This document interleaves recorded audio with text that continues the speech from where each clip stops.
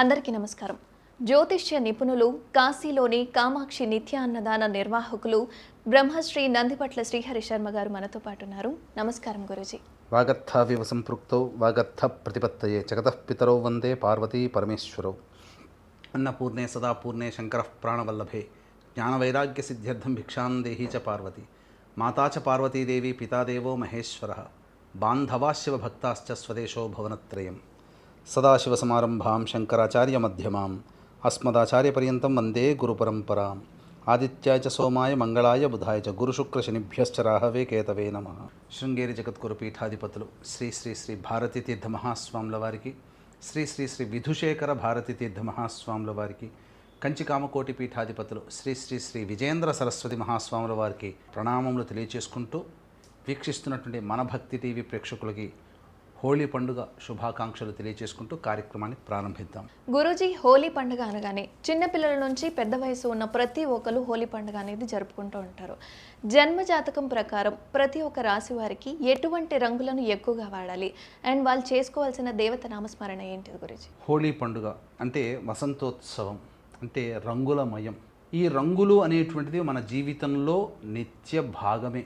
ఎందుకంటే పొద్దున లేచిన దగ్గర నుంచి మనం కళ్ళు తెరవగానే ఏదో ఒక రంగును చూస్తాం. నిద్రపోయే వరకు కూడా అన్ని రంగుల్ని మన కంటికి ఇంపుగా మనం చూస్తూనే ఉంటాం.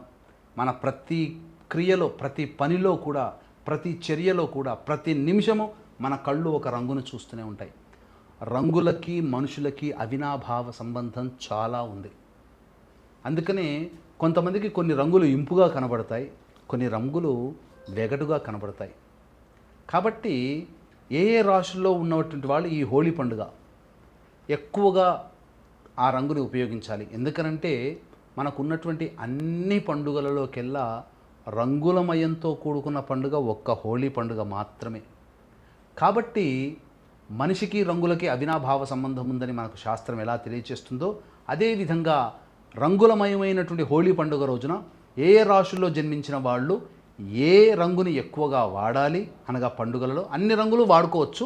కాకపోతే ఇప్పుడు మనం ఏ రాశిలో జన్మించినటువంటి వారు ఏ రంగుని ఎక్కువగా వాడాలి ఆ పండుగ రోజున, అలాగే ఏ దేవతానామాన్ని జపం చేయాలో తెలుసుకుందాం.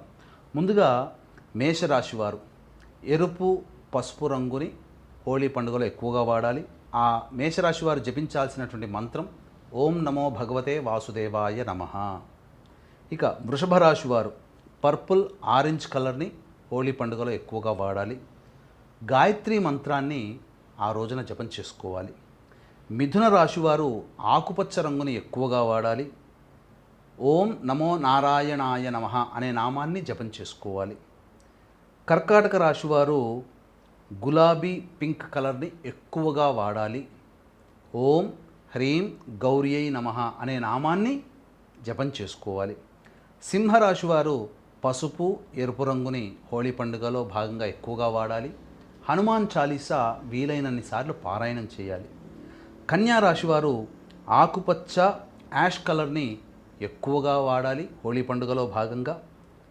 ఓం శ్రీం మహాలక్ష్మ్యై నమః అనే నామాన్ని ఎక్కువగా జపం చేయాలి.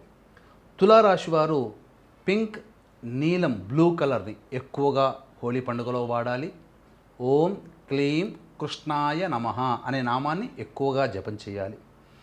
వృశ్చిక రాశి వారు రెడ్ మెరూన్ పసుపు రంగుని ఎక్కువగా వాడాలి. ఓం శం శరవణ భవాయ నమః అనే నామాన్ని జపం చేసుకోవాలి. ధనుస్సు రాశి వారు ఎరుపు పసుపు రంగుని హోళీ పండుగలో భాగంగా ఎక్కువగా వాడాలి. దత్త అష్టకాన్ని వీలైనన్ని సార్లు ఎక్కువగా జపం చేసుకోవాలి. మకర రాశి వారు నీలం పర్పుల్ ఆకుపచ్చ రంగులని హోళీ పండుగలో ఎక్కువగా వాడాలి. కాలభైరవ అష్టకాన్ని వీలైనన్ని సార్లు పారాయణం చేయాలి. కుంభరాశి వారు నలుపు ఆకుపచ్చ రంగులని హోళీ పండుగలో భాగంగా ఎక్కువగా వాడాలి. ఓం గం గణపతయే నమః అనే నామాన్ని ఎక్కువగా జపం చేసుకోవాలి. ఇక చివరిదైనటువంటి మీనరాశి వారు ఎరుపు పసుపు రంగుని ఎక్కువగా వాడాలి.